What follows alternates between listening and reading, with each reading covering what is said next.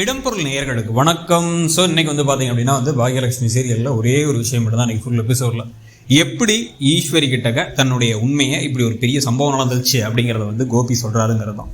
அதனால் ஈஸ்வரி ஓரளவுக்கு சென்ஸ் பண்ணிக்கிட்டாங்க. என்ன அப்படின்னா அவங்களே உணர்ந்துட்டாங்க ஏதோ பிரச்சனை இருக்குது தான் பையனுக்கு அப்படின்ட்டு. அதனால தான் காரில் போகும்பொழுது நீ ஏதோ ஒரு பிரச்சனையில் இருக்க, ராதிகாவும் ஏதோ ஒரு பிரச்சனையில் இருக்கா, உங்கள் ரெண்டு பேத்துக்கும் ஏதோ ஒரு விஷயம் இருக்குது, அதை சொல்கிறதுக்கு தான் நீ ரொம்ப யோசிச்சுட்டு இருக்கேன்னு எனக்கு புரிஞ்சிருச்சுரா, என்னங்கிறத சொல்லு அப்படின்னு. அம்மா நீங்கள் அறிவாளிமா எப்படிமா புரிஞ்சிச்சு அப்படின்னா எனக்கு பார்த்தா தெரியாதாடா, உன் மனசில் என்ன இருக்குது, மனத்தை ரொம்ப வச்சிருக்காத. நான் இப்போ தான் ரீசெண்டாக படிக்கும்பொழுது என்ன சொன்னாங்க அப்படின்னா இப்போலாம் நிறைய பேருக்கு உன் வயசில் தான் ஹார்ட் அட்டாக்லாம் வருதுங்கிறாங்க. மனசில் ரொம்ப போட்டு அழுத்தி ஒரு விஷயத்தை வச்சுருந்தேன்னா அது இன்னும் பிரச்சனையாகி பூதாகரமாக வெடிச்சிடும். அதனால நீ என்ன பண்ண அப்படின்னா இப்போவே என்னங்கிறத சொல்லிவிடு அப்படின்னு ஒரு காரை ஓரமாக நிப்பாட்டுறாரு.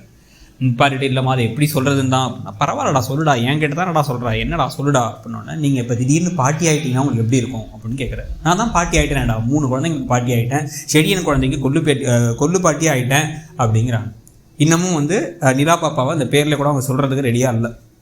இப்போ உடனே அவர் அப்படி இல்லைம்மா, நீங்கள் இப்போ ஒரு வேலை இப்போ நம்ம வீட்டுக்குள்ள ஒரு குழந்தை சத்தம் கேட்டுச்சுன்னா எப்படி இருக்கும் அப்படின்னா, என்னடா அப்படின்னா, இல்லை நீங்களே யோசிச்சு பாருங்கள், நம்ம வீட்டுக்குன்னு ஒரு குழந்தை இன்னொரு குட்டி குழந்தை வந்தால் எப்படி இருக்கும் அப்படின்னு. ஓ அதான் விஷயமா, இதை என்கிட்ட டேரெக்டாக அவனே சொல்லியிருக்கலாமேடா அப்படின்னு சந்தோஷப்படுறாங்க. என்ன யார் என்ன ஏதுன்னு யோசிக்கணும்னு, ஓ நான் முன்னாடி தான் நினச்சிக்கிட்டு இருந்தேன், என்ன இருந்தாலும் நானும் சொல்லிக்கிட்டே இருந்தேன், அதாவது தனக்குன்னு ஒரு குழந்தை இருந்தால் தான் கரெக்டாக இருக்கும், என்ன தான் இன்னொருத்தவங்க மூலமாக குழந்தை இருந்தாலும் தனக்குன்னு ஒரு குழந்தை இருக்க தான் கரெக்டாக இருக்கும் அப்படின்னு நான் சொல்லிட்டு இருந்தேன் அப்படின்னு சொன்ன உடனே இப்போ ஒரு யோசிக்க ஆரம்பிச்சிட்டார். நம்மளை பற்றி தான் பேசுகிறாங்க, அம்மா ராதிகாட்ட சொல்லியிருப்பாங்க போலயே, அம்மா சந்தோஷப்படுறாங்கன்னு. அப்படியாம்மா உங்களுக்கு வருத்தம் இல்லையா அப்படின்னா, இதுக்கு நான் ஏன் வருத்தப்பட போகிறேன்டா, சந்தோஷமாக இருக்கடா, எனக்கு அவ்வளோ நிம்மதியாக இருக்குது. ஆனால் இதையே திட்டுறதுக்கெல்லாம் என்கிட்ட கோச்சிப்பாங்க, ஆனால் இவ்வளோ நல்ல விஷயத்தை என்கிட்ட டேரெக்டாக அவனே சொல்லாமல் உன்கிட்ட சொல்லியிருக்கான்.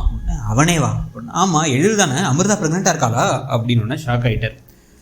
ஐயோ அம்மா அவனே ஒரு அம்மா பிள்ளை, நான் என்கிட்ட போய் முதல்ல சொல்லுவானாம்மா அப்படின்னா, ஆமாம் இப்போ யாரை பற்றி பேசுகிற அப்படின்னு, என்னை பற்றி தான், நான் தான் அப்பாவாக போகிறேன், என்னை பற்றி தான் நான் பேசிக்கிட்டு இருக்கேன் அப்படின்னு. என்னடா சொல்கிற அப்படின்னா, ஆமாம் அன்னைக்கு டாக்டர்கிட்ட போனோம்ல, கன்ஃபார்ம் பண்ணிட்டாங்க ராதிகா ப்ரெக்னெண்ட்டாக இருக்கா அப்படின்னா. ஓ அவள் வாங்கி எடுத்தது அதனால தானா அப்படின்னா, ஆமாம் இன்னும் உங்களுக்கு படப்படப்பாயிடுச்சு, பேருக்கு ஆரம்பிச்சு, ஏசி இன்க்ரீஸ் பண்ண அப்படின்னா ஒரு பாட்டை போட்டு விட்டார்.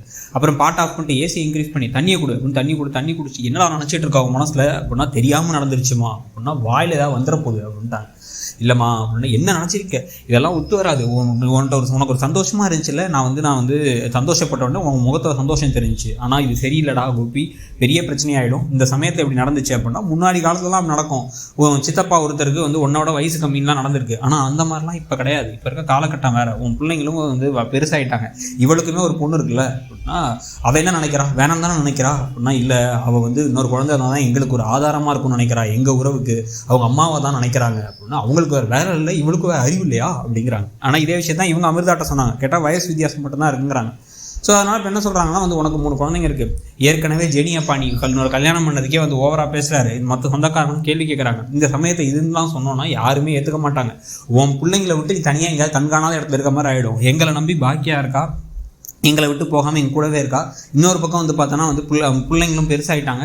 இந்த சமயத்தில் இதெல்லாம் நீ பண்ணனா பெரிய பிரச்சனையாகிடும், குடும்பமே உடஞ்சி போயிடும் அப்படின்னா, இல்லை எக்காரணத்தை கொண்டு நான் என் பிள்ளைங்களையும் உங்களையும் விட்டு தர மாட்டேன் அப்படிங்கிறாங்க. அப்படின்னா இதுக்கு ஒரே வழி, இந்த குழந்தெல்லாம் வேணாம், ஏன்னா அதை ராதிகாட்ட சொல்லணும் அப்படின்னா, ராதிகா அப்படி இல்லை வேணும்னு நினைக்கிறா அப்படின்னா, நான் சொன்னால் கேட்பா, வா போகலாம் அப்படின்னு வீட்டுக்கு போகிறாங்க. வீட்டுக்கு போயிட்டு அப்படியே ஒரு மாதிரி போய் கிறுகிறுத்து போய் உட்காடுறாங்க சோஃபாவில். உடனே என்ன படப்படன்னு இருக்கீங்க அத்தைன்னு சொல்லிட்டு ஒரு தண்ணியெல்லாம் பாக்கியாக கொடுக்க, என்னாச்சும்மா எங்கே போனீங்க என்னாச்சு அப்படின்னு கேட்க, எங்கள் அம்மாட்ட நாங்கள் வெளில கூட்டு போகக்கூடாதான், என் அம்மாட்ட பேச எனக்கு உரிமை இல்லையான்னு கத்திக்கிட்டு இருக்காரு கோபி. உடனே நான் நீங்கள் கத்திட்டு இருக்கிறத பற்றி நான் அதை பற்றிலாம் தெரியும், எதுக்கு கத்திட்டு இருக்கீங்க, சும்மா நான் உங்களுக்கு உரிமை இருக்குது இல்லைங்க தான் கேட்கல, அவங்க அத்தை ஒரு மாதிரி இருக்காங்களே அப்படின்னா, ஒன்றும் இல்லை வெயில்னால அப்படின்ட்டு இருக்கும் போது இவன் டக்குன்னு எந்திரிச்சிட்டு நான் போய் ராதிகா பார்க்கணும், ராதி எங்கே இருக்கா அப்படின்றான்.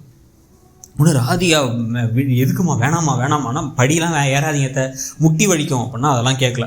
நேராக நான் போகிறேன் நீங்கள் இருபாக்கியா அப்படின்னு நேராக உள்ளே போகிறாங்க. பாக்கியாவுக்கு அப்பவே தெரிஞ்சிருச்சு என்ன விஷயம்ன்ட்டு.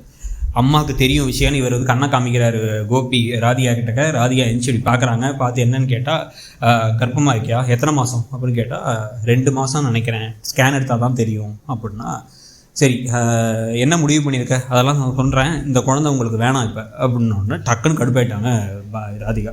இந்த குழந்தை வேணும் வேணான்னு முடிவு பண்ண வேண்டியது நானும் கோபியும் தான், நீங்கள் இல்லை, நீங்கள் எதுக்கு அதெல்லாம் சொல்கிறீங்க அப்படின்னு கேட்குறாங்க. உடனே அதுக்கு ஷாக்காக ஈஸ்வரி முடிக்கிறதோட இன்றைக்கி எபிசோடு முடியுது. ஸோ இதுக்கப்புறம் என்ன சொல்ல போகிறாங்க ராதிகா, அதுக்கு என்ன ஈஸ்வரி சொன்னால் கரெக்டாக இருக்கும் நீங்கள் நினைக்கிறீங்கிறத சொல்லுங்கள். தேங்க்யூ. இடம்பொருள் நேயர்களுக்கு வணக்கம். ஸோ இன்னைக்கு வந்து பார்த்தீங்க அப்படின்னா வந்து பாகியலட்சுமி சீரியலில் ஒரே ஒரு விஷயம் மட்டும் தான் இன்னைக்கு ஃபுல் எபிசோடில் எப்படி ஈஸ்வரி கிட்டக்க தன்னுடைய உண்மையை இப்படி ஒரு